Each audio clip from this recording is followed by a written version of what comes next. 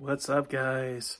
So, a Scottish dad, a Colombian mom, and their little daughter moved to Greece, and this paranormal activity Blair Witch ripoff movie called Its Name Was Mormo. Can't remember what vlog number this is. Our lives have changed. Everything was just going so well.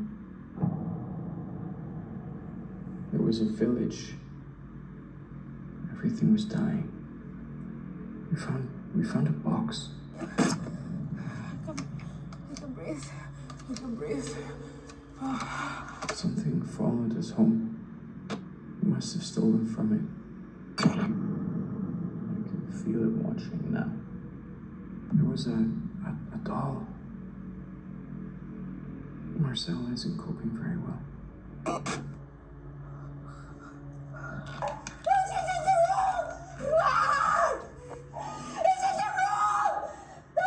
The air feels very thick, and our walls feel claustrophobic.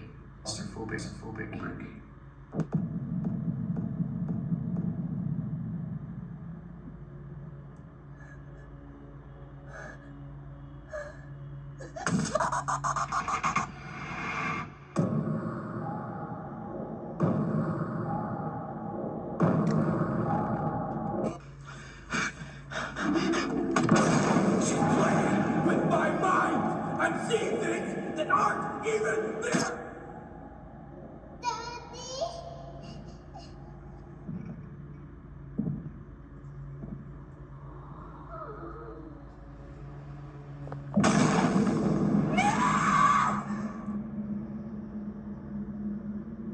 So, Its Name Was Mormo is a found footage film that was released in 2024, and I basically have summed up the plot of the film.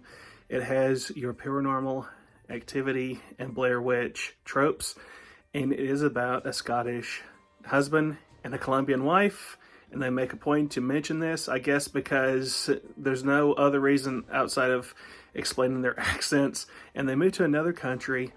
I'm assuming, they never say so, but to have Mormo, I'm assuming they're going to Greece, and they kind of mention in the film something that I'm going to explain a little later that'll make sense. But they moved to this huge mansion, and on a family vacation, little day trip, I guess, seeing the lands, they find this abandoned village.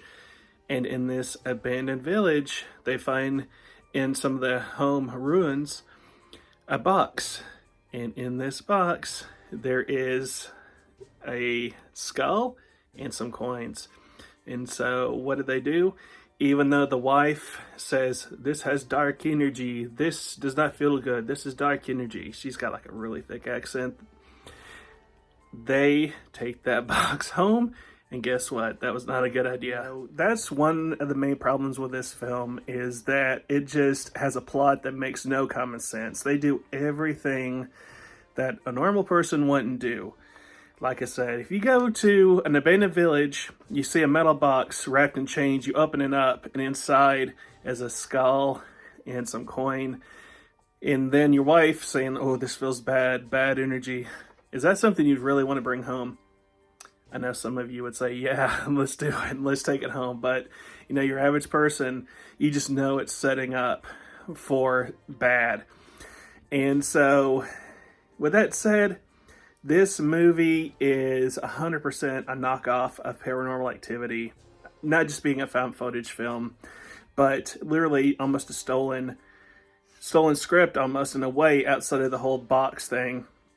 Because then they decide to set up some cameras and literally spend 24/7 filming their home and walking around with cameras when it really makes no plot reason of why they literally come across as walking, holding a phone or camera 24 hours a day. Can you imagine how much that would be to go through just to catch a minute or two of possible paranormal activity? So like your normal horror tropes, and like in Paranormal Activity, the spirit is obsessed with the child and starts talking to the child. And the little girl starts talking to it, just like in Paranormal Activity 2 or 3, or one of them, with the little kid is always, "I'm Claudia, what's your name?" And in Paranormal Activity, they found out through that conversation that the ghost's name in that film was Toby. And so Toby was the spirit that was haunting the families in the Paranormal Activity series. And in this film, it is Mormo. So who is Mormo? This is who Mormo is and how it relates to Greek culture and fairy tales, and why I'm doing this review on this channel. In Greek mythology, Mormo was known as the fearsome spirit or daemon who was a companion or attendant of the goddess Hecate. While Hecate's divine role is multifaceted, she is often associated with witchcraft, crossroads, and the spirit world, and she commands a retinue of underworld beings. Key aspects of the Mormo-Hecate connection: she is a companion spirit. Mormo was one of the frightening daemons who served Hecate.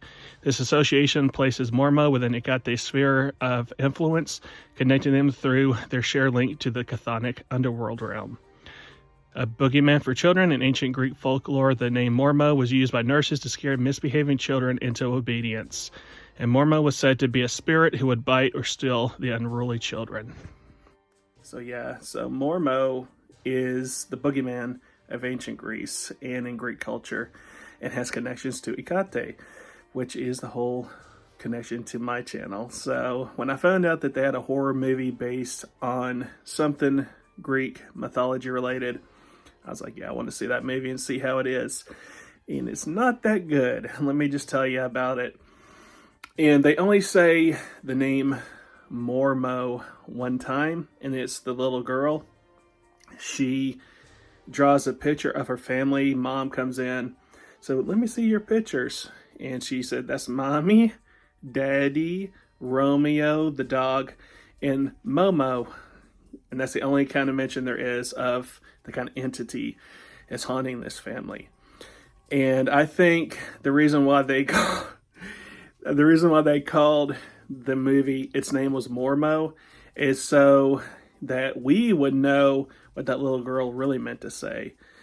It's because she says, "in Momo," and then the title of the movie is like, no, its name was Mormo. And that's where they got the idea for the movie's title. And so, like in Paranormal Activity, they go out and try to find some help.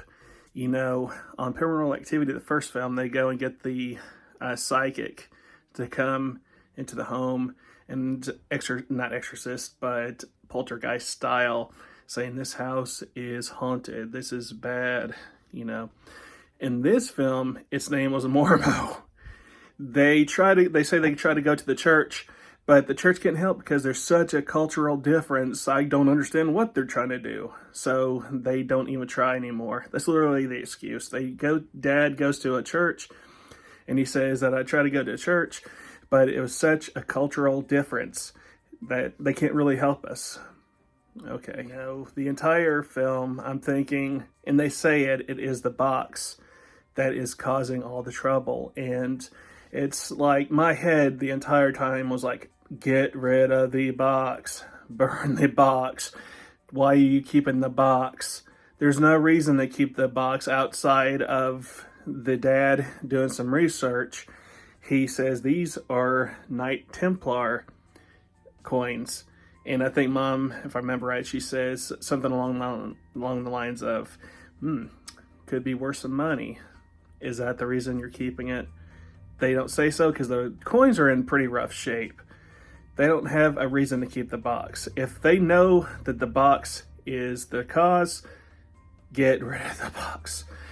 Paranormal Activity, it made sense because the ghost Toby was following the family, and no matter what home they tried to move into, it was attached to the actual girl. So that makes sense. Keeping a box, then that being the cause of the whole devastation of the house, makes zero sense. And the wife goes on to say that later in the film. She's like, "Don't leave me alone in the house with that box. I don't want to keep that box." And again, you're like, why are you keeping it? I know why, because that would get rid of the entire plot of the film. That's the answer. Like I said, this movie makes no common sense to real realistic ideas, I guess you could say. It's something. It's something. So one of the strangest plot holes in the film I thought was kind of funny is how I mentioned how there's mom, dad, daughter, and the dog Romeo. Well, there's a scene in the film where the husband and wife are laying in bed and they hear bum bum bum bum. And they're like, was that the cat? Did you put the cat out? Yeah. The wife says, you put out both of them? Yeah. And I'm saying, like, the entire movie we haven't seen even a cat. And you have two of them? I'm telling you that this film is worth seeing because it's funny. It's not scary, just the ideas of the idiocy of the family of not getting rid of the box, of lines like the cat line, and there are also just some hilarious moments. One of my other favorite parts of this film, if you ever watch it, is towards the end of the movie. It's a spirit and a ghost, and the dad, like I said, more plot holes and things that don't make sense. Dad walks downstairs because he hears rumbling, and then he goes into the living room, and he's at the front door, and it goes like that, and he opens it up, and there's no one there.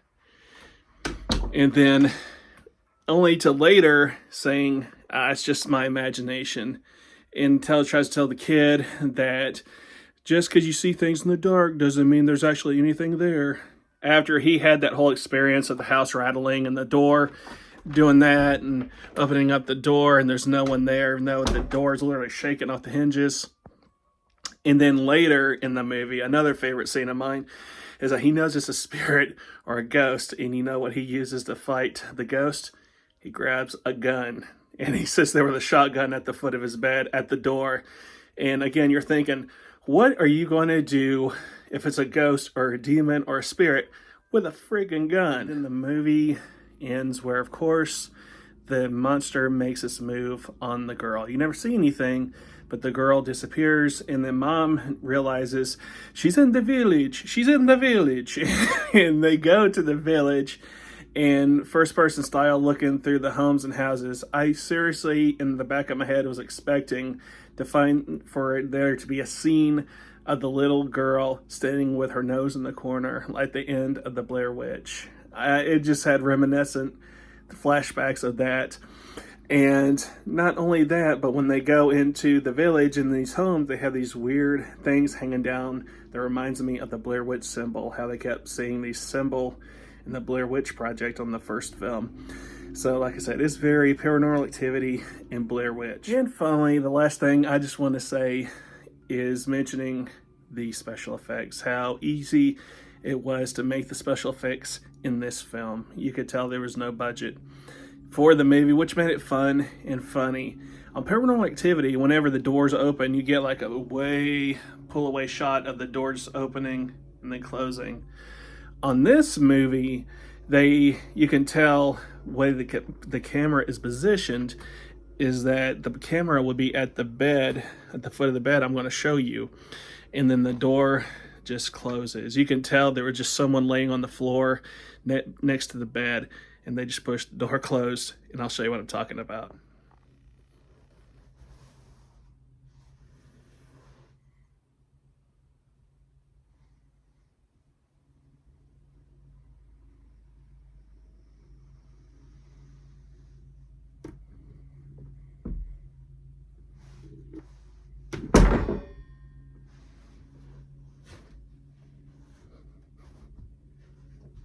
Ah! So I wondered why this film was like 3 out of 10 stars on IMDb. And it's because the script is really ripped off. Like I said, every trope, everything you expect happens. And if you've seen Paranormal Activity or Blair Witch, then you know the sources that this film got everything from. From the funny dialogues, to the cheap effects, to the no sense plot. It is a fun movie to see, though, I will tell you that.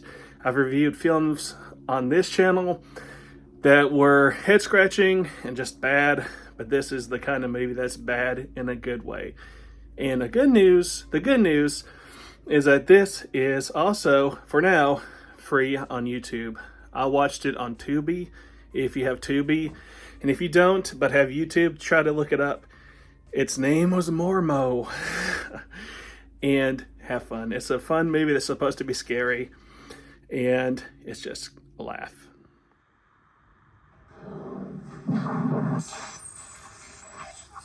Fuck you!